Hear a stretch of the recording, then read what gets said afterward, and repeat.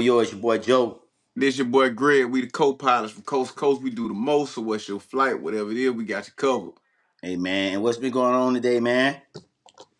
Now, man, the same as usual, man. Been locked in, man. This ESPN all day, man. I feel you, man. I've been doing the same thing, looking at the press clippings, and I got a lot to talk about tonight on the show, man. I'm excited about the podcast tonight. You see the hat I'm rocking right now, the AFC champ, the champ hat. I'm still waiting to get that hat though, man, that I showed you like yesterday. It Oh, ain't the gonna new come one. before the game, so I'm gonna order it. But I probably, if we make it to the Super Bowl, then I I would have got the just Super went to Bowl fit. Jags Mania, man. Yeah. What the little place crosstown Jaguar Mania? I seen this one spot on the beach. I'm gonna try to get this one shirt that say we're a small market team. I'm gonna get that. I'm gonna get that shirt. That's probably gonna be my playoff shirt. I'm gonna wear to the game on Sunday. But Right. yeah, man, we gonna get right into it tonight, man, and let's talk about the final four in the playoffs. We got you know Alabama versus Ole Miss, and we got Indiana versus Oregon, a Big Ten rematch, and some big games, man. That happened. Miami pulled off the upset against Ohio State, something that I don't think none of us thought. I thought they was gonna lose that game, and then Right. we seen the way Indiana just dog walked Alabama, man, and shocked a lot of people as well, man. So Greg, I'm gonna let you take off, man. What your thoughts? Well, it was already said, man. When you get a team like Miami in there with the amount of talent that they have, that they'll be a dangerous team that they can make a late push. And I know a lot of times Miami got slept on due to the upsets that occurred. And I'm one of those people that I talk. It ain't really necessarily the Miami the team, but it's more so with the coaching situation with Mario Cristobal. And we I done gave Miami a lot of heat lately, man. As far as them not winning the ACC championship, after being in the ACC 20 years, but to make it to the Final Four, not just to make it to not making it to the forget the fact that they made it to the college playoff, because I mean it's a wide margin now. It's more room for error, but to make it to the Final Four and the teams that they beat, you get what I'm saying? I gotta tip my hat to it, and I'm gonna say this. I usually don't say this. Everybody know, man. I'm Florida State. You get what I'm saying all the way, and I usually don't say this, but a part of me kind of rooting for Miami. You get what I'm saying? They in the state of Florida. I'm pretty much everything in the state of Florida right now. The Jags win the playoff. They in the semifinals. So it's pretty much the state of Florida right now. You get what I'm saying? That's how I'm rocking. But I tilt my hat to them though. You get what I'm saying? To beat Texas A&M and to beat Ohio State. And I think by Ole Miss knocking off Georgia made it more easier for Miami to play in the finals or whatnot. I think that Georgia would have beat Miami if they would have played them. But I feel as though Ole Miss is one of those teams, by them playing in the set, and they're familiar with these teams, that they stood a chance of beating Georgia. But I think that, at the end of the day, Miami is one of those teams that can knock Ole Miss off or whatnot. And I think that I think they got a shot at playing for the national championship this season. Yeah, I give Miami a shot to win the national championship this season, man. I mean, I think when you look at the Miami, man, the way Miami playing, they're probably playing their best football right now. You know what I'm saying? Look at the way the regular season went with this Miami team, and they dominated in spurts, but they never really fully took over games. That front four, like Bain and Mesidor, I think is what's the Yeah, other dude's name? Mesidor. And when you watch them play against this Ohio State team, and even parts of the A&M game, you just seen that front four just take over, man. And that's something that I think for at least for Miami fans probably have been waiting for that to happen for those two guys, Ruben Bay, and to just do his thing and just be because everybody's saying he's going to be a top 5 pick. you saw that top 5 pick in him, against Ohio State, a team that a lot of people thought that Miami was going to lose based on, Ohio State had been number one for most of the season to the last game against in the Big Ten championship game. They was number one. So for them to be so dominant throughout the regular season, then to watch them get beat in the manner they got beat, it was pressing for Miami, man. Like I say, man, Mario Cristobal, man, just don't fuck it up, bro. Like, you got something good, whatever you doing right now, keep stay in your bag, because you get out thinking yourself and get to making doing this and punting when you don't supposed to punt off, going forward when you got questionable shit that we've seen Mario Cristobal do. Uh, uh, I think if you could just stay locked in, man, this Miami team could, possibly, win their first title in a long time. Right. And another thing, you got to check your this because it's like kind of sound kind of grainy as well too. But Yours sound like that too. your mind do, yeah. Yup. Probably got to check the reception or whatnot. Right now, let's just look at this. Yeah. Let me see how many star bars right now. Sitting screen is looking pretty good. It's looking pretty good, man. So let's see now. Is it still sounding like that? Nah, it's better now. Okay. It sound better on So, my but end. yeah, man. Nah, you sound better too. Okay, cool. But So, go ahead. Go ahead. Take off. one of the things I will say too, man, and I hate to say it, man, um, when you look at Indiana, right, with their head coach, and I was one of those people out, and I said this before, and I have to retrace what I said with this, right, when I was talking about the coach that was at Penn State, just James Franklin, James Franklin. and I was talking about when you look at the nature of the Big Ten, most of the talent they go through Ohio State, they go through Michigan, those schools or whatnot, and a lot of times Mm-hmm. Penn State are pretty much left with the straps and everything like that there. And I pretty much, and I would say, looking at, what I'm saying, I pretty much made excuses for James Franklin. Like I like well, I'm gonna say not excuse. I was giving him the benefit of the doubt. But when you look at what Indiana head coach is doing that he did the last 2 seasons, it makes it that much harder to give James Franklin the benefit of the doubt, because here's somebody Indiana in a program that I think they never won a national championship. You get what I'm saying? They was a basketball school. They was never looked at like a blue blood when it came to collegiate football, But on the other hand, a school like Penn State, yeah, they get the leftovers from Ohio State and Michigan, but they was always considered a college football program. And you look at what the look at what Indiana head coach is doing, man.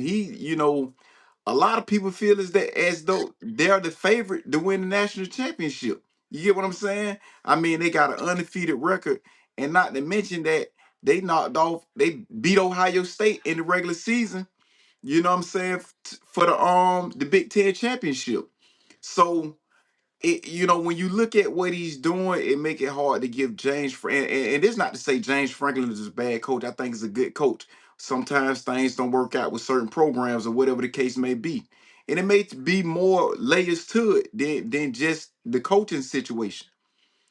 But at the same time, man, I think when you look at what he's doing, man, it's going to put a lot of these other coaches, and not just James Franklin, but a lot of these other coaches on the hot seat, man. You get what I'm saying?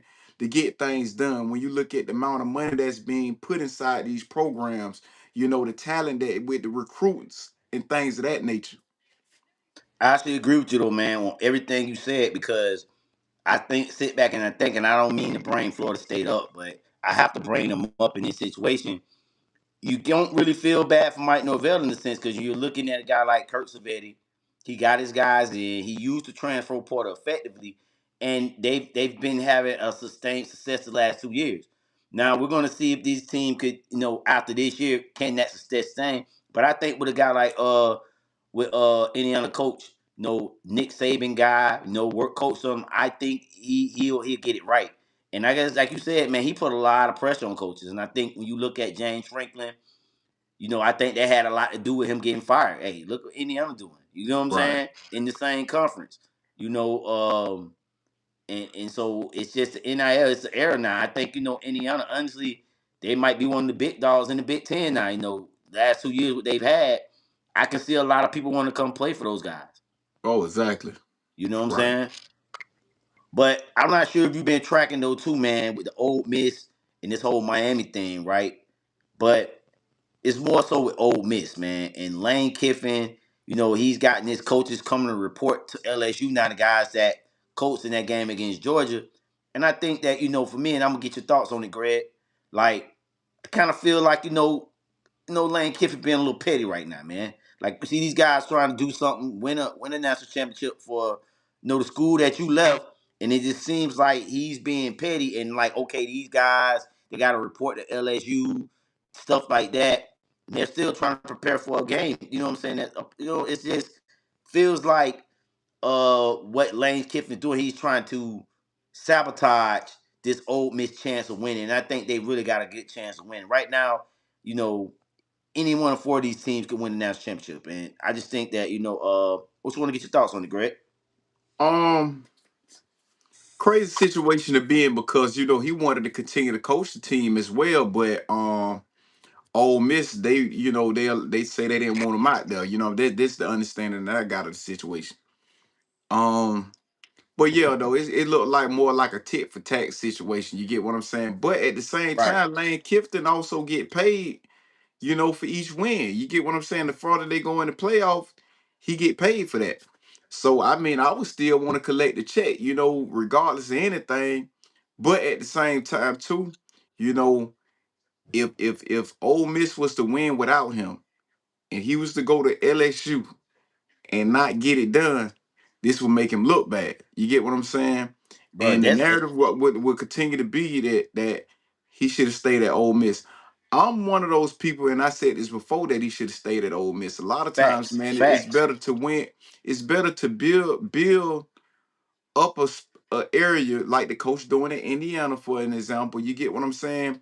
Be that cornerstone for that program instead of trying to build off a foundation that's already laid. You know, and this is why I give coaches like that's in Indiana his props, because he's building. He's going, and if this, hypothetically speaking, if this program is to become something, if they becomes anything, he would be the cornerstone for this program. You know what I'm saying? In the sense like how Bobby Bowden is to Florida State, Bill Bryant Hmm. to Alabama. You get what I'm saying? I agree, man. Like I said, man, I felt like Lane Kiffin should have stayed at Ole Miss, man. I mean, you're building something special there.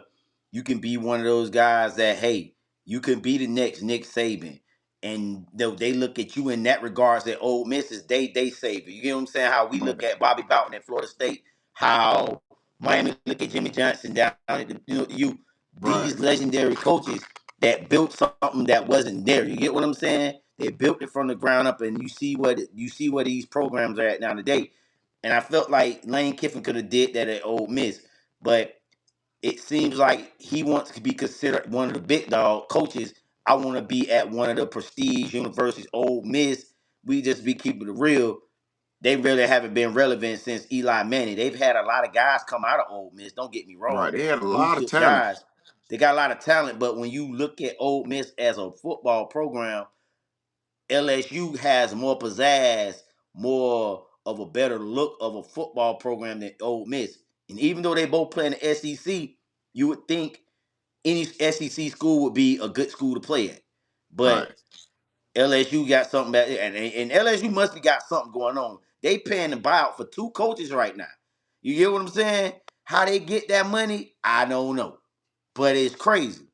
So it's just crazy that But I say that to say I think that's kind of about LSU. I think that's why Lane Kiffin knew. He knew money good though. It's unlimited resources. I got $25 million to build my roster. Hey, this was no brain win for me. You get what I'm saying? I ain't getting this at Ole Miss. Even though they Right. try to up his salary, but I think the $25 million in roster construction was the game changer. Correct.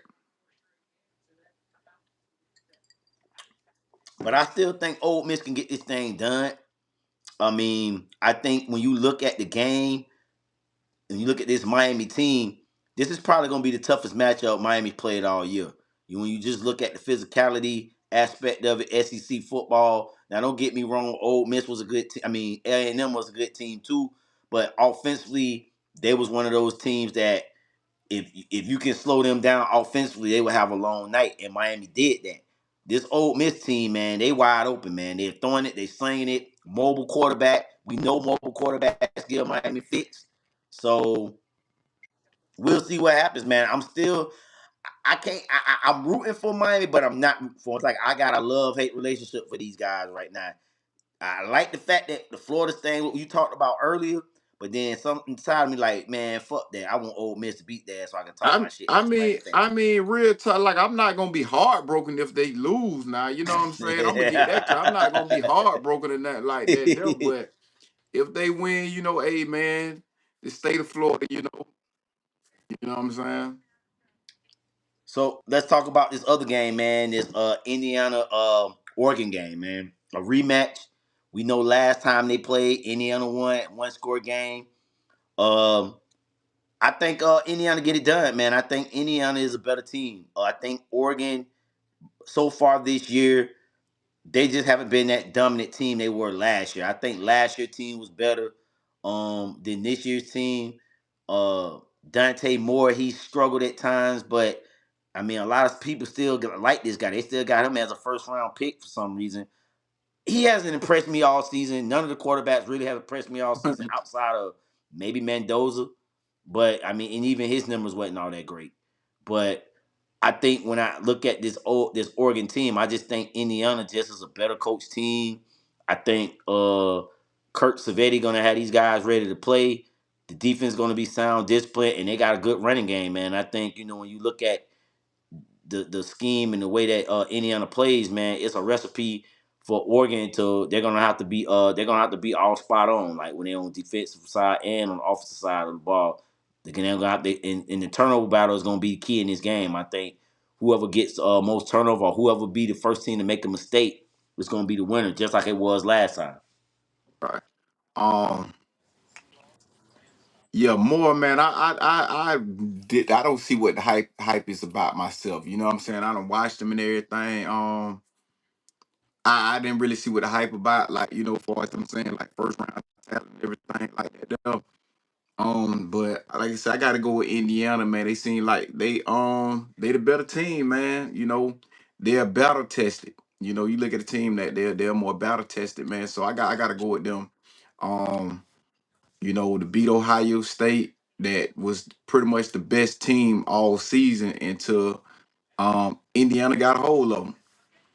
So, and to beat Oregon now, like I say, man, going back to, the rematches in collegiate football, it's hard to beat a team twice. It So, really is. I would not, and we know that Dan Lanning is a great coach. You know, we know that, if any team if any coach can get his team to pull it off, I would say it would be Dan Lanning. So but I like Indiana though, man. I think Indiana still is the better team. I agree too. I think Indiana is the better team, man. So what you got? Indiana Miami final? Yeah, Indiana, Miami. Who you got winning it all? Indiana? Um yeah, I'm gonna go with Indiana, the overall favorite. You know what I'm saying? I got two teams, man. I think either Ole Miss gets it done or Indiana. Those are my two teams. I got to see how this quarterfinal go. See how both teams plays. I still do think Indiana's going to win the game. The Miami and Ole Miss game is a toss up for me. I'm gonna go with Ole Miss to win that game. So I got Ole Miss Indiana final. That's my two, and I'm gonna go with Ole Miss winning the national championship this year with everything they've done throughout the course of the season, with Lane Kiffin leaving them in the 19th hour to go take an LSU job. I think this team rallies and they get it done. And also, what was found out today too is their quarterback Chamberlain. He's been granted another year to go play for them, so that's going to be key. So that should give a little bit extra motivation. Now they know who gonna be their quarterback next year going into the next season. Okay. I forgot what the hell. I about to say something. I forgot what I about to say, man. That's What, crazy. college football related? Yeah, it was college What football was it related. about? Ole Miss? I, huh? Was it about I Ole forgot Miss? what I about to say. Period. I can't. You know what I'm saying? I don't even. That's crazy. That's crazy. Oh man, that's crazy. I forgot what I about to say. I hate when I do that. I do that too, man. Any final thoughts on the Final So Four? what?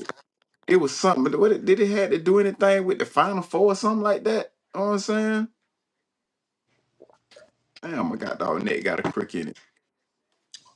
But I would say, man,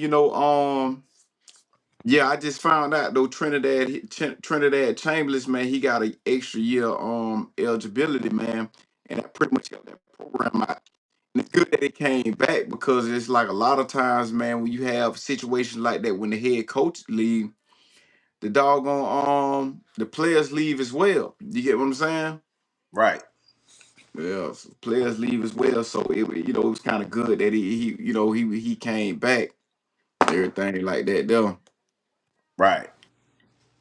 So, any final thoughts on the quarterfinal games?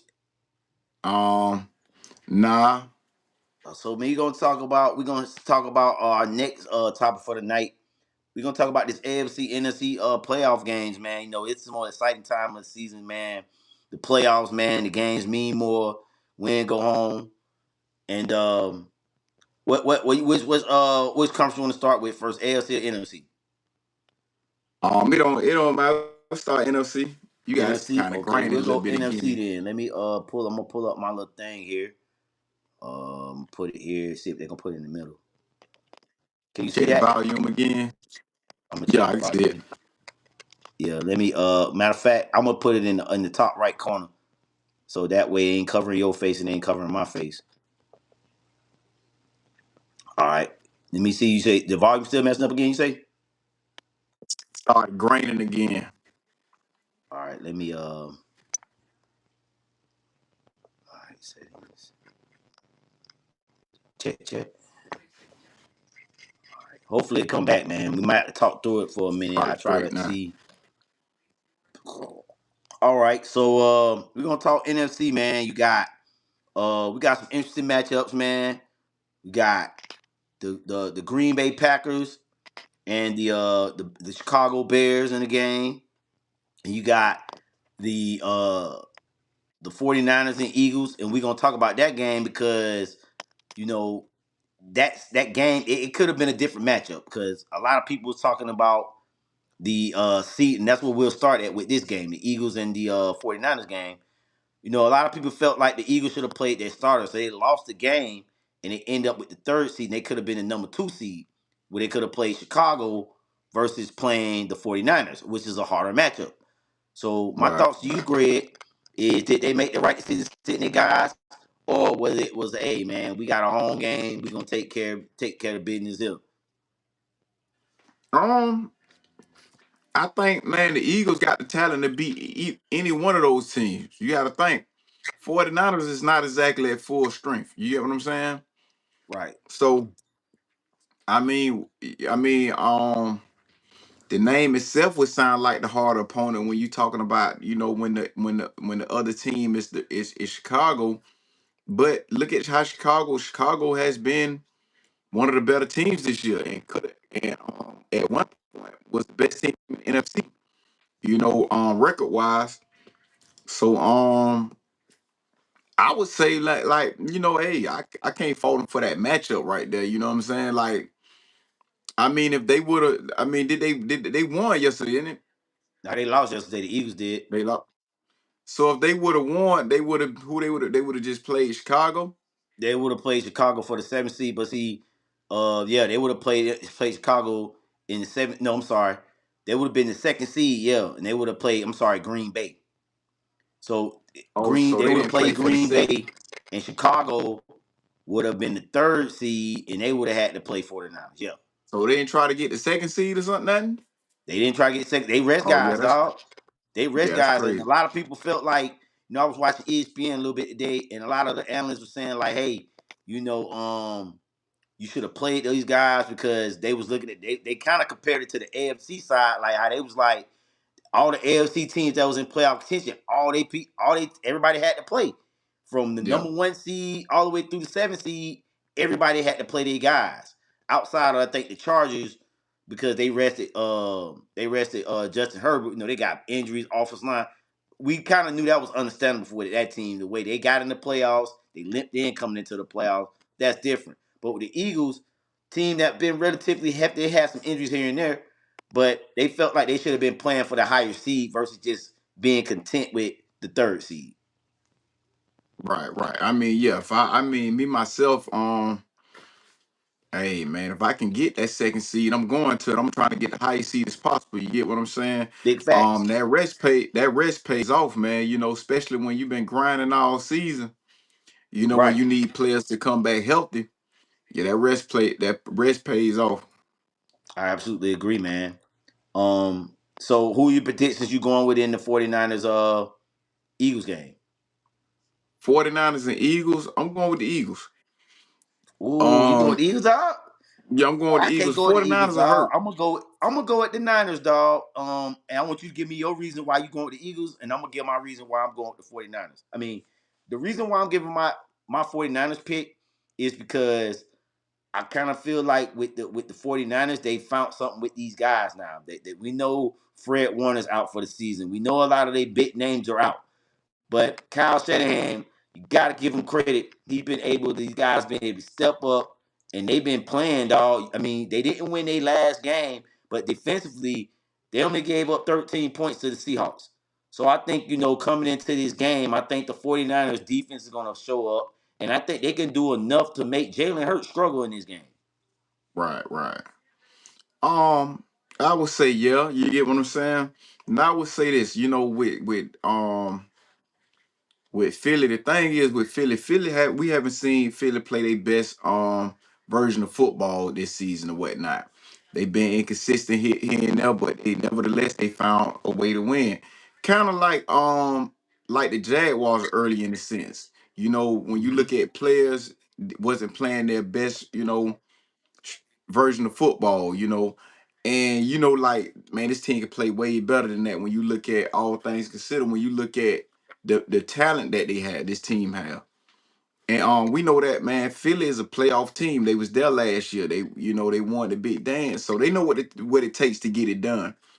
And sometimes, man, I sometimes, man, you wait till moments like this to expose everything, what you got in your arsenal. So I think, man, going forward, man, it's possible that you can see Philly being a better version of themselves than they was in the regular season, being a better team. And the reason that's probably one of the main reasons why I didn't pick Philly is because I mean, and I'm gonna go look at the Jacksonville Jaguars. Let's take that the example. When you look at the Jaguars early on, they was playing hella inconsistent too. But then they got consistent and now they've been the standard for the last 8 weeks. Right. You just haven't seen the Eagles just take it up like that. And then with the issues with AJ Brown in the locker room, now a lot of that stuff to kind of calm down. But then I'll be watching my stuff, right? And I don't know if you've seen the one thing I posted with it was a couple weeks, like about a month ago or so, with Seth Joyner. And Seth Joyner said that basically Jalen Hurts is acting like Russell Wilson, like a Russell Wilson situation. And I don't know if you remember the Russell Wilson situation in the locker room with the Legion of Boom and all those boys. I don't know if you was familiar with that Yeah. situation, Greg, but it's something similar like that going on with the Eagles from what he said. It's not confirmed, but he's saying it's confirmed, but I can't confirm it because when I was reading the comments and stuff like that, and then other sources like, oh, this guy's just he's just making something out of nothing. So I don't know. I look at all that is just, and I'm like, man, I don't know if this Eagle team is the same as yeah, they is the champ, like you said, bro. But it's a lot of internal factors, and then I think that's what's leading on the field right now. Right. Yeah, I So think, let's talk about man. another game. Oh, you want to Yeah, I was like, go ahead. the thing is, with this team that I see though, like, like I say, man, I think Jalen Hurts, he knows when to step it up. Um, Mm-hmm. When you look at just think about Jalen Hurts, for example, right? When you look at how he's played, he has been, to me, he has been a mediocre, and I'd say a little bit above average quarterback in the regular season. But like I say, you can point to a list of players that you can say that is better than Jalen Hurts in the regular season. But when it can't come down to playoff football, and we done seen this on two different occasions that Jalen Hurts know how to step it up. Because he could easily have two rings instead of one. You know, Yeah, right. so I right. agree. I So I agree. would say, and we have seen this also with New England Patriots before. You get what I'm saying? With Tom Brady and Bill Belichick. It had been Hmm. times that you didn't see them going making it all the way because other teams was better, like the Colts, the Chargers, or whatnot, around that time frame. But when the playoff came, you looking at a team that was very familiar with being in the playoff, and they knew what it took to get it done on the big stage. So that's the reason why. And now, like I say, 49ers, they played good on the big stage. I take nothing from them or whatnot. Um, all except for the year. I mean, with Garoppolo, he played bad when it came down the stretch in their first Super Bowl. I mean, the first Super Bowl they played when they played against KC. But you look at the second one, it was a good game. That game could have went either way. You get what I'm saying? So but yeah, though, I'm gonna have to. That's the reason I'm going with the Eagles, though. Well, that's what's up, then. All right, so let's talk about another matchup on the NFC side. And I think we both consensus know this game how this gonna end. The Carolina Panthers and the Rams, man, Yeah, they are a 10-point underdog in the playoffs, dog. That's yeah. bad. 10-point favorite. I mean, 10-point underdog. That is bad, man. I think we consistently know. I think the Rams gonna mollywop them boys. Oh yeah. Now salute to Carolina for making the playoff. Carolina was looking like one of the worst teams, man. Especially in the beginning of the season. And last year they was looking like one of the worst teams or whatnot. But I think that when you start seeing think the game changed when they realized, you had a running back in the backfield, Rico Dow, same dude I was raving about last year when he was with the Cowboys, and he gave the team an extra boost. Um, when you look at Bryce Young looking like the same Bryce Young we seen in Alabama now. So and McMillan, the receiver that they Oh first yeah, round pick. he So been balling this year. I think he gonna get Rookie of the Year. right, it's a chance he could. But so like you see like the weapons that like this team is slowly building and whatnot. So credit to them for the turnaround.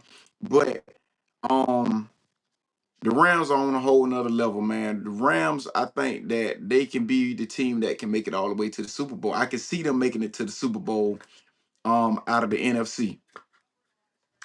Yeah, man, I agree, man. The Rams are one of the more dangerous teams in the NFC.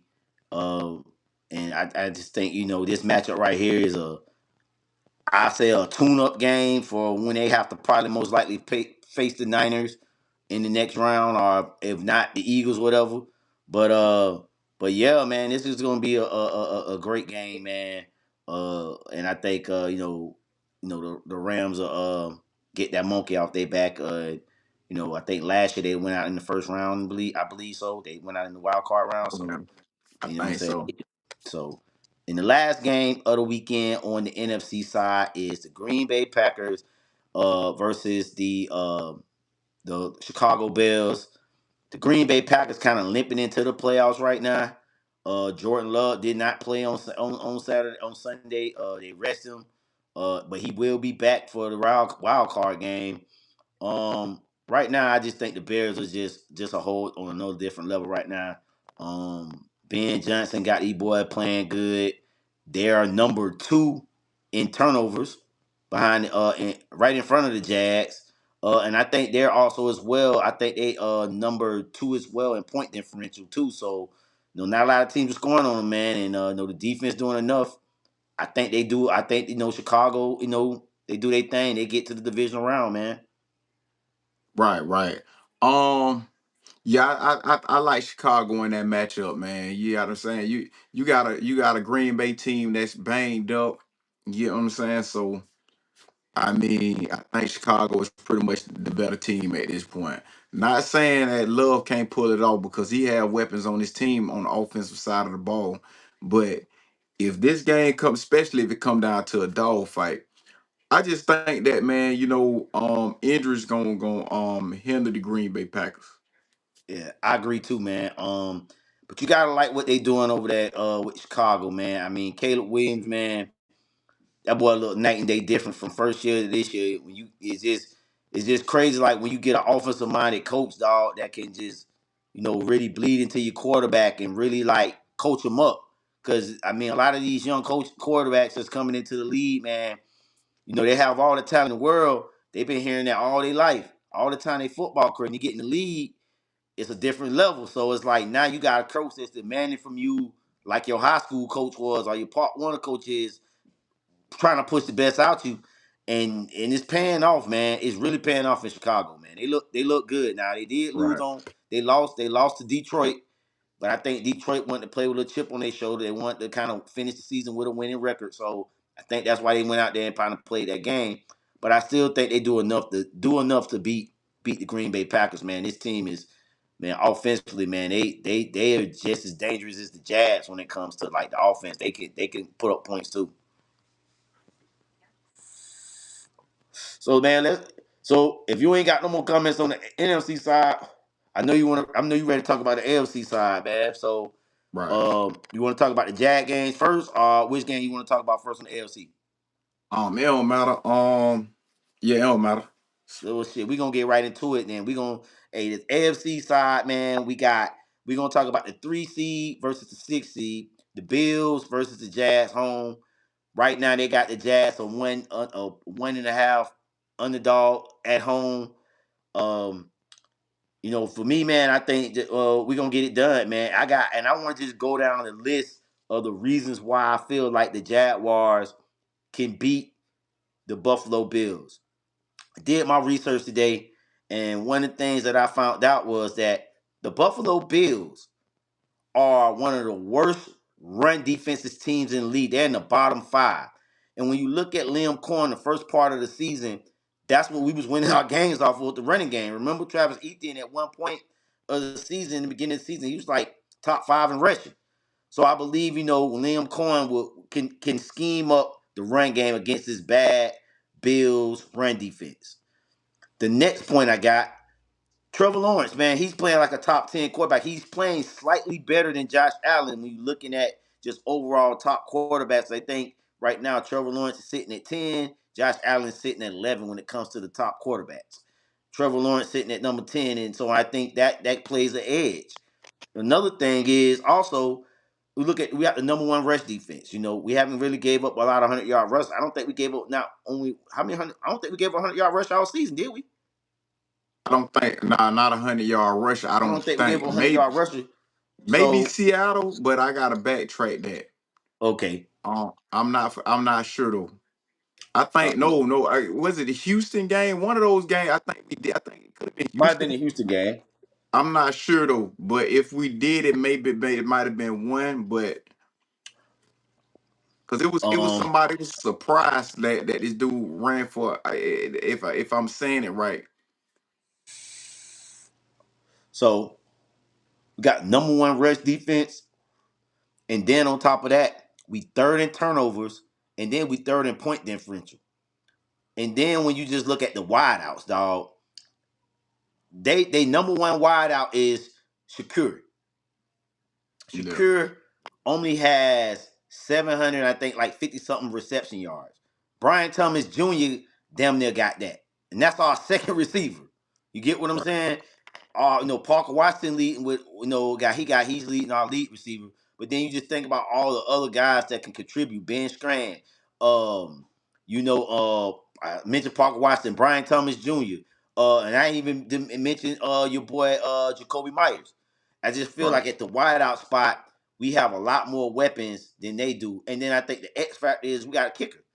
Kicking game is gonna play a factor in the playoffs, man. I think we got the best kicker in the league, man. So when you look at all those factors, dog, I think those are a recipe for success for us to beat the Buffalo Bills. So I'm gonna let you take off, Greg, because I know you got a lot want to talk about this as well. Um, yeah, I totally agree with what you just said, though, man. When you look at our receiver core, when you look at the talent that's on our team, you get what I'm saying. But like I say now, we also got to keep in mind Buffalo is one of those teams that is hungry, man. They are overdue, so we have to Mm-hmm. be careful in this game. But I think that we have a lot of things that's playing into our favor, like you said. Um, with our run defense. Everybody know when it comes to playoff time, you got to be able to do two things: stop the run and be able to run the football. And I think we can do that very well. But now on the flip side, Buffalo have they have James Cook on the other side. He would be somebody to watch out for. And I think that, man, if we limit James Cook, we slow him down, that's a definite win. I think that's the key to success for us. Slowing down James Cook. I think that outside of Josh Allen, he's like their more valuable weapon on their team. You know what I'm saying? So he'll be the guy to watch out for. But I think that, like just going forward, I think that we got a chance to make a strong push. I know I told you a couple of weeks ago, I was like, I hope we play good, but I say, I don't think that our team is is playoff ready yet, postseason ready yet. I'm going to have to retract that for this reason right here. And it's not just because how good Trevor Lawrence is playing. You get what I'm saying? It's not just because of that. Because I was saying that in the midst of him playing better. But one of the things I noticed about this team, you get what I'm saying, two things that we have got better at. And this was the reason why I said that I didn't see us making a strong being a team that will make him advance to the Super Bowl. Um we limit our drop passes and we have limit our penalties. You get what I'm saying? Those things are crucial when it comes to playoff. Those things are Achilles heels, you know what I'm saying, for big plays. So being able to prevent that, man, can help this team a whole lot. You get what I'm saying? So it's like this here. We're not shooting ourselves in the foot, because early we had a team that was built for us to shoot ourselves in the foot, and like we almost did on a few occasions, you know. But now, you look at this team like you say, we're catching the ball better. You get what I'm saying? With the addition of Jacoby Myers, Parker Washington, he done stepped up. Brent Strange came back from injury. Brian Thomas Jr., he still got some work to do. He like to bobble balls a lot. But you get Brian Thomas Jr. in open space, we know that he can still be a playmaker. He still is a dangerous target. And Travis Etienne still can run the football. So when you minimize the pre-snap penalties and things like that, there, your team has a better shot. And being able to stop the run, you prevent teams from being able to run the clock. You get what I'm saying? Um, the time of possession. So these things help us are playing into our favor now. So now I'm looking at this team now that we done cleaned up a lot of things, not just because we're playing better, but because we done cleaned up things like pre-snap penalties and drop passes. We have a shot at going of being Super Bowl champs this year. Man, I would say, man, you spot on when you talk about the pre-snap penalties and things like that. Because over the last, say, 3 weeks, man, I mean, it's like a night and day difference now. You get what I'm saying? Like, bro, we was averaging like 5 or 6 a game. You know what I'm saying? Right. No Trevor Lawrence calling timeouts and shit. I mean, it was bad. Then when you look on week 18 against the Titans, I know it's against the Titans. Man, they played well. No, I don't think we had not one pre-snap penalty. The offense looked efficient, man, and I just think that like what you said, bro, playing championship football at the right time, man. Limiting the pre-snap penalties. Things like that, man. That's what championship football look like. And I think when you look at the Jacksonville Jaguars, man, they playing better championship football than anybody in the league. I would say, man. Right. You know, I mean, you still got, like you say, the Bills gonna come in here hungry, man. But I just think this year, when you look at this Buffalo Bills team, they're so one dimensional.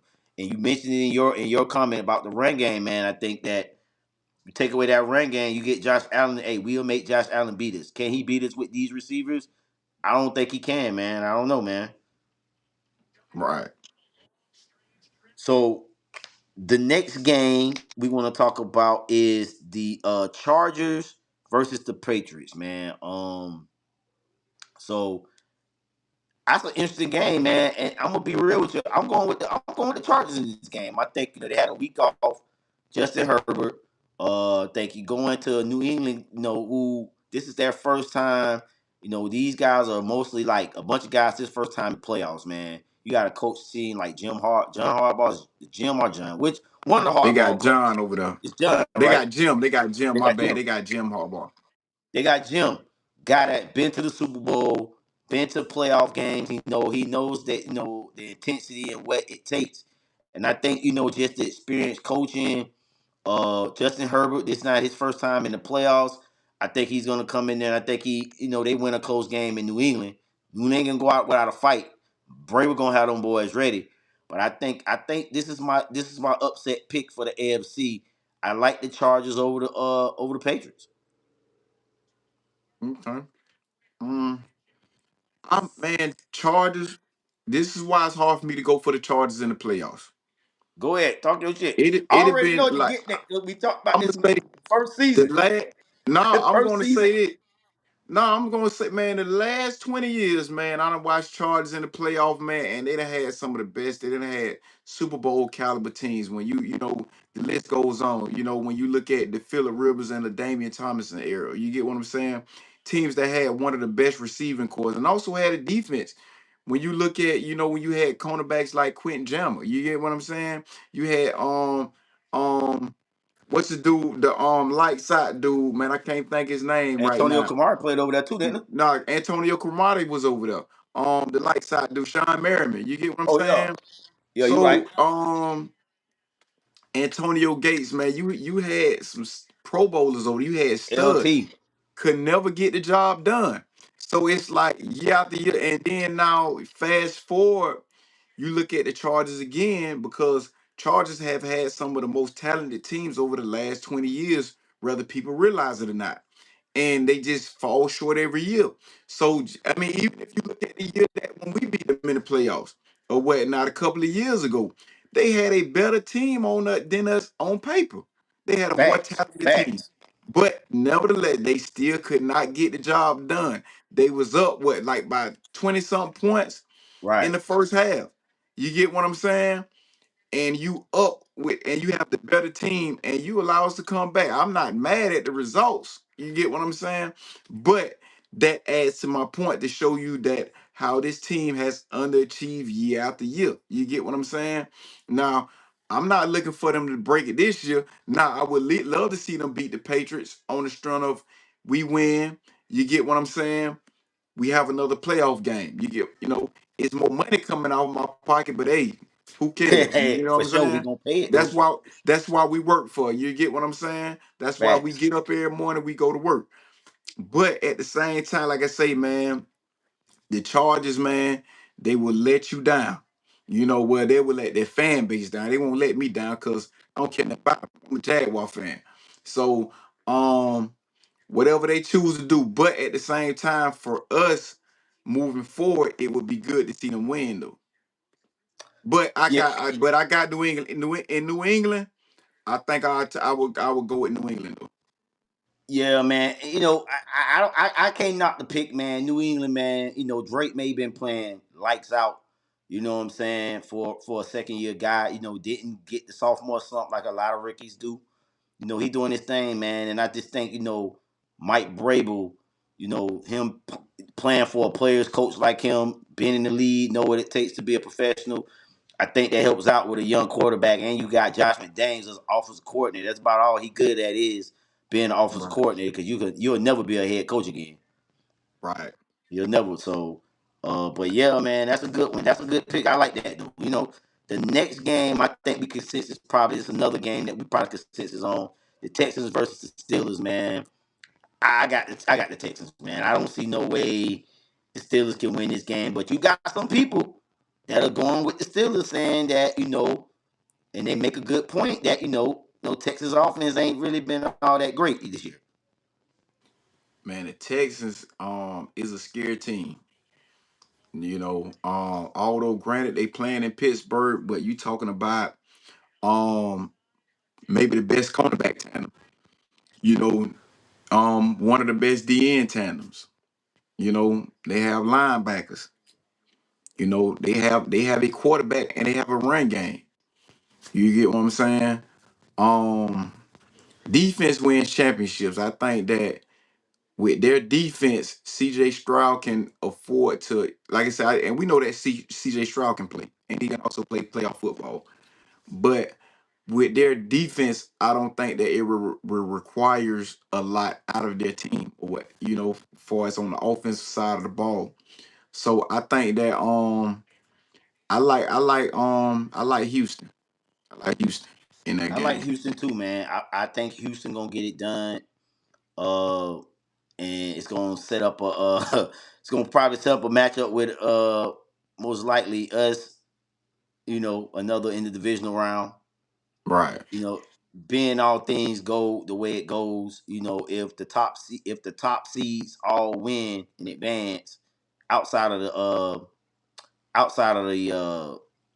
freaking Steelers, I think we will line. We will probably most likely get them in that divisional round, um, based on that. But we'll see, man. I mean, the Steelers, man, they got in, dog. I don't know, man. That game last night, bro. I'm like, y'all got in with the skin of y'all teeth, boy. If that kicker don't miss that kick, man, y'all season over with, man. And I really do think that even if the Ravens would have got in, or if the Steelers, they in now, I didn't see neither one of these teams really making like no noise in the playoffs this year. It just right, ain't that this year. You know what I'm saying? So exactly. you know, so any final thoughts on any of the playoff games, man? Nah, So let's discuss our last topic of the night, man. We got Black Monday, man. Had coaches fired, and the coaches that was fired today: Pete Carroll, Jonathan Gannon from the Arizona Cardinals, he got let go. Kevin Stefanski, obviously, I think we kind of knew he was on the hot seat. And then you had two coaches that was let go mid-season.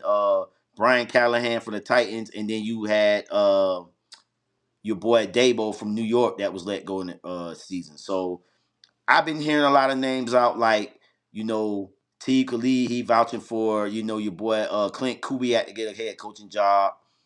Um, some other guys out there, Brian Flores, Kevin Stefanski, obviously is being interviewed, and as well as Raheem Morris, another guy I forgot to mention him. He got fired too from right. Atlanta, but he's been in You just got an interview talks with the about getting Titans. interviewed with the Titans. Yeah. Right.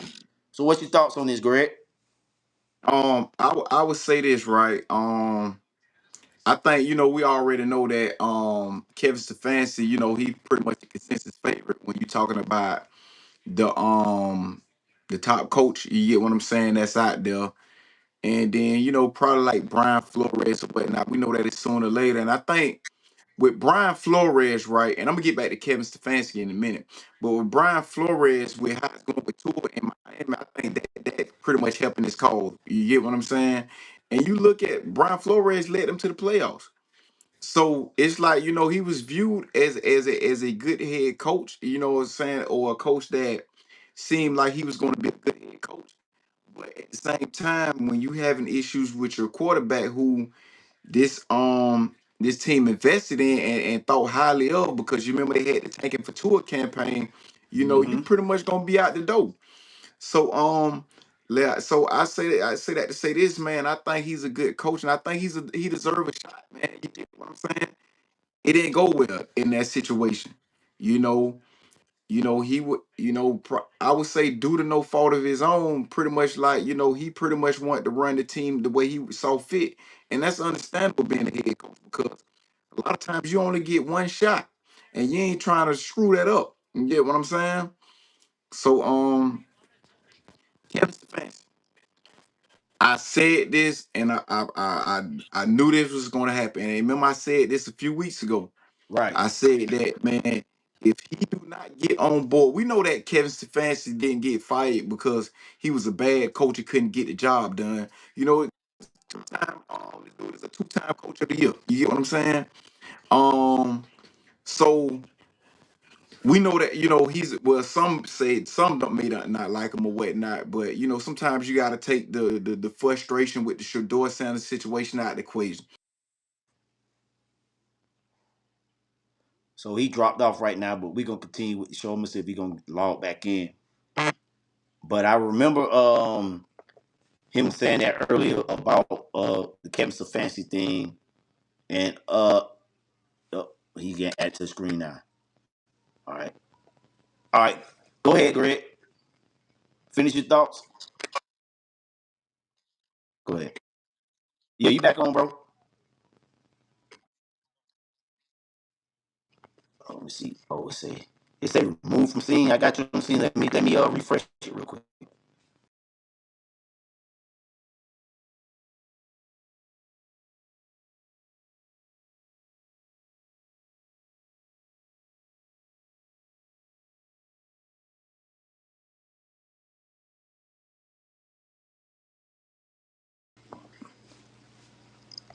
You back on? You can see now.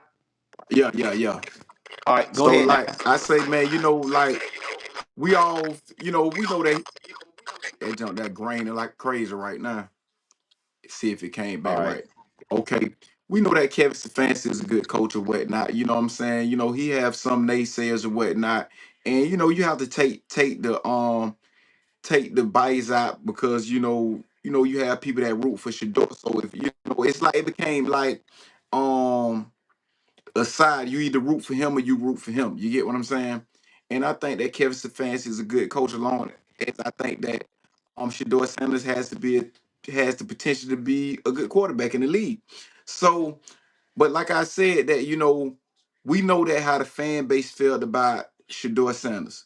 We knew how ownership felt about him. So it's like, it was you had to get on board that train. If you went with it, you was going to get left. You get what I'm saying? Now, whether it was the right move or the wrong move, we know that this is how it was going to play out because how the front office and the fan base viewed Shador Sanders and how they viewed Dylan Gabriel. So we knew it was going to happen, that he was going to play himself out of job. Now, my question is this: did he want to leave Cleveland? You know what I'm saying? Because he probably did. If you look at the type of success Cleveland has had over the years, and not mention he's a hot candidate now. You know Right. he's a hot candidate now, so he can go at a lot of different jobs, and a team's going to bring him home. See, yeah, man, and this is my thing too because you said something telling. When, because when they let Kevin Stefanski go, they kept the GM Andrew Berry. So that Right, obviously mean that, like you said, he never really was on Shador like the Shador train. Not saying he right, didn't like him, but I felt like it was more to me. I always felt like with the Shador Sanders, it was a blind Flores, but it was a white coach. Get what I'm saying? right. Like, Dylan Gabriel, his guy, and that's like the guy that he wants, and but everybody else won't. You should do it. And it was one of those things where it was like, well, my guy gonna do this, and I felt like it was a tug of war. I think Kevin Stefanski as well probably was like, you know what, I'm gonna get up out of here. You know what I'm saying? Like, because I can't really develop the guy the way I want to really develop him. Y'all keep pushing me out to get this Shador kid out. Not saying that I don't want to play him, but I gotta kind of play him because I'm getting too much pressure. You let the kid play. He did his thing. Now the next question is, I ask you this question, Greg. Do you think they bring in a coach that say, hey, we believe in Shador and we want to make him the franchise quarterback?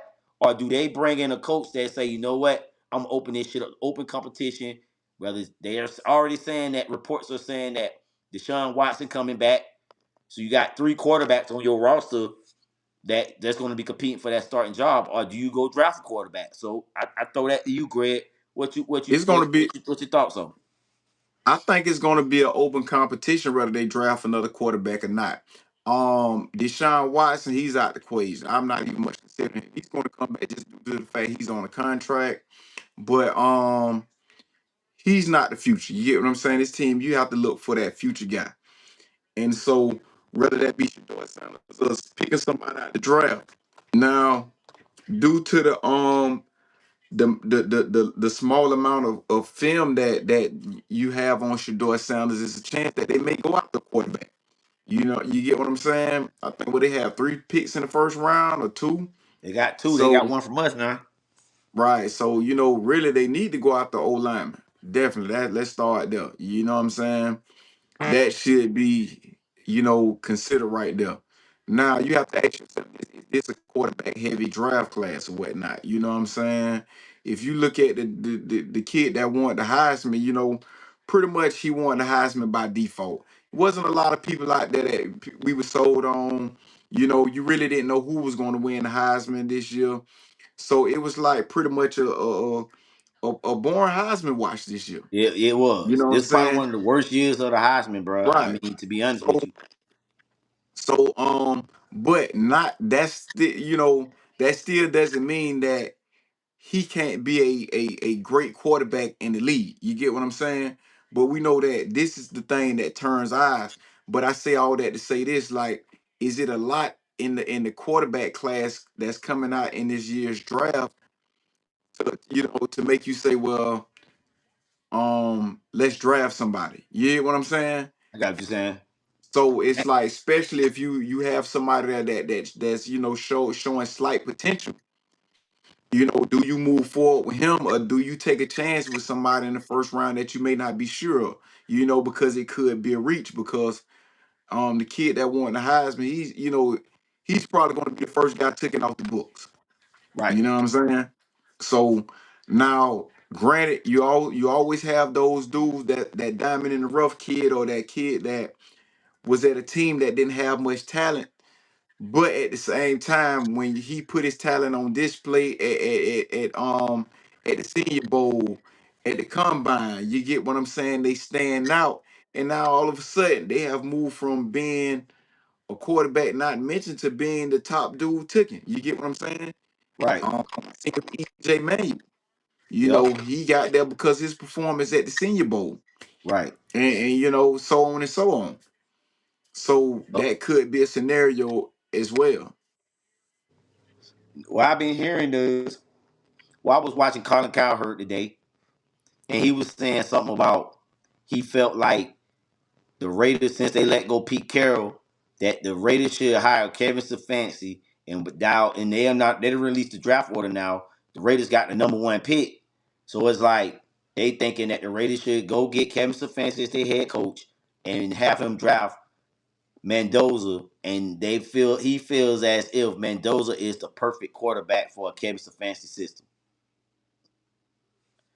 And so it's like when I heard that, I was just like, it makes sense. When you look at his skill set, the way he plays, and you look at the Raiders, a team that when you look at Pete Carroll, man, he's one of those coaches that he's the old guard of coaches, like with Belichick's and those guys, and they're kind of ushering those guys out the lead now because they just don't really relate and click to the players anymore like that. Like, it's a new wave of coaching, and I think those guys still got a lot of old ways. Kevin Stefanski is a more of a younger coach. And I think he's a guy that can go in there and really make the or Raiders be more competitive. Not saying they can win the NFC West with Stefanski, but I damn sure think he can make them better than winning. I think they only won 2 or 3 games this year. So yeah. So let's just see if my co-host get back online, man. He's having some technical difficulties with his own. We'll see. You know what I'm saying? But when you just look at Black Friday, bro, you back on? Can you see? All right. So like I was saying, man, what they was saying about Kevin Stefanski. Oh, yep. So when you look at Black Friday, Black Monday, uh, you know, coaches that got let go. Raheem Morris is one of the more controversial let go persons. A lot of people felt like he should have got another year. My personal thoughts on it was I never was really sold on Raheem Morris, man. I mean, and that's not to say that he's not a good coach, but there's certain things with like with certain people that they're just great coordinators. Like a guy like Josh McDaniels. I mean, I don't know how many times they've spent the block with him. Great offensive mind, but can you lead men? No. You got guys like Steve Spagnuolo was a head coach. He didn't really do well at New York, and I think he found and I don't think he never took another head coaching job ever since because I don't think it wasn't his thing. And it's just like guys that's out in the league that's just better offensive defensive coordinators or position coaches than being a leader. Man, there's nothing wrong with that. And I think Raheem Morris is one of those guys, man. He just one of them guys. So give my co-host a couple more minutes, and if he don't log back in, then we gonna end the live stream, man. So, but yeah, man. But I think that's what that is with Raheem Morris. You look at the stats at 2 years, 8 and 9. It's just not gonna get it done, man. When you sitting at 8 with that, you know what I'm saying. So, that's what it is. So my co-host back on, man. Yeah, he keep going. It's going in and out, man, on him. So I'm gonna let him figure it out. But yeah. When you look at another team, let go their coach middle season, Brian Callahan, who coach they gonna bring in there? You got to bring somebody. Reports out there that Cam Ward wants to be a part of the coaching search, and I think he should have some. Should have a little say. He is the franchise quarterback, and you want to get the most out of him. So I think that's good. But you got to bring in an offensive guy. I think that's the way of the league's going now. You look at the success that Jacksonville's having with Liam Cohen, yeah, we're gonna just end it, man.